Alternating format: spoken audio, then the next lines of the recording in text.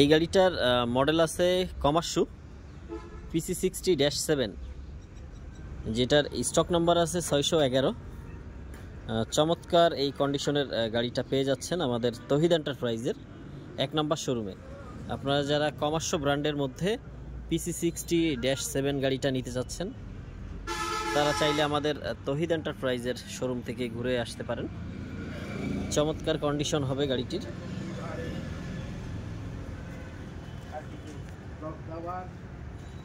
কমার্শো PC60-7, stock number 611।